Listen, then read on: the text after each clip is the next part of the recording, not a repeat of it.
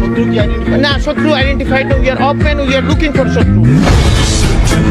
কথায় বলে বাপেরও নাকি বাপ থাকে। পার্শ্ববর্তী যে দেশের ইশারায় এতদিন বাদর নাচ নেচেছে শেখ হাসিনার সরকার, সেই দেশটির বুকে একসময় ভয় ধরিয়েছিল বাংলাদেশের একজন।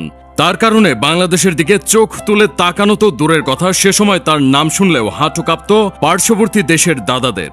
বাংলাদেশের ইতিহাসের সবচেয়ে দুঃসাহসী সেই ব্যক্তিটি হলেন সাবেক স্বরাষ্ট্র প্রতিমন্ত্রী লুৎফুজ্জামান বাবর। কথিত আছে 2004 সালে সেভেন সিস্টার্স হিসেবে পরিচিত ভারতের 7 অঙ্গরাজ্য অস্থিতিশীল করার ক্ষেত্রে তার ব্যাপক ভূমিকা ছিল।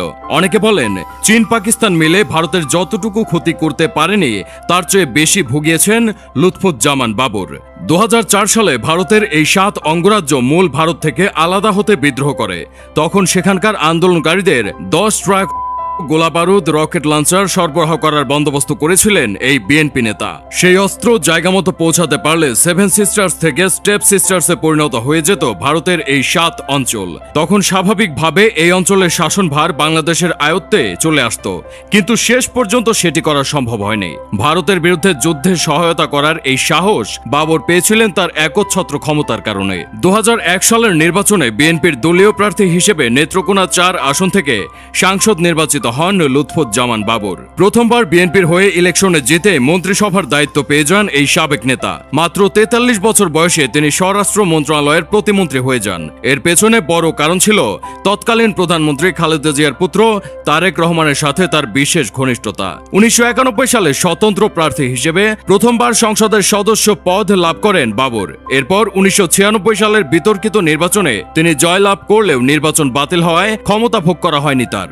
2001 সালের নির্বাচনে পুনরায় বিএনপির মনোনয়ন পাওয়ার আশায় তিনি তারেক রহমানের সাথে সখ্যতা গড়ে তোলেন। প্রধানমন্ত্রী খালেদা জিয়াও তাকে প্রচুর স্নেহ করতেন। সেই সুযোগ কাজে লাগিয়ে তিনি মন্ত্রিসভার পদ বাগিয়ে নেন এবং অল্প সময়ের মধ্যেই ক্ষমতার কেন্দ্রবিন্দুতে চলে আসেন। ক্ষমতা প্রয়োগের ক্ষেত্রে তিনি কিছু পূর্ণ মন্ত্রীকেও ছাড়িয়ে যান।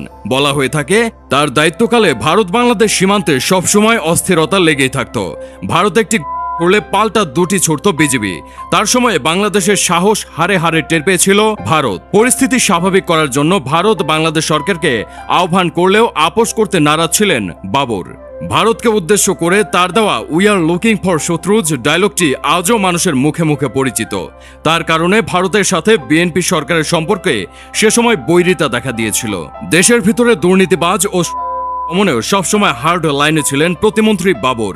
তার দায়িত্বকালে বিএনপি সমর্থিত অনেক দুর্নীতিবাজকেও আইনের আওতায় আনা হয়। রাজনীতিতে আসার আগেও দাপুটে জীবনযাপন করেছেন বিএনপির এই খ্যাপাটে নেতা। 1958 সালে নেত্রকোনায় জন্মগ্রহণ করেন লুৎফুজ্জামান বাবর। তার প্রাতিষ্ঠানিক শিক্ষা ছিল এইচএসসি পর্যন্ত। দেশ স্বাধীন হওয়ার পর ঢাকায় চলে আসেন বাবর। কথিত আছে 80-র দশকে বাবর ঢাকা বিমানবন্দর কেন্দ্রিক ব্যবসার সঙ্গে জড়িত ছিলেন। এই ব্যবসা থেকে তিনি প্রচুর অর্থ সম্পদ গড়ে তোলেন। 2008 সালে আওয়ামী লীগ ক্ষমতায় আসলে তাকে একাধিক মামলার আসামি হিসেবে অভিযুক্ত করা হয়। 21 আগস্টের গ্রেনেড মামলায় জড়িত থাকার দায়ে 2018 সালে তাকে মৃত্যুদণ্ড দেওয়া হয়। 2004 সালে ধরা পড়া 10 ট্রাক অস্ত্রের চালান মামলায়ও তাকে ফাঁসির দণ্ড দেওয়া হয়।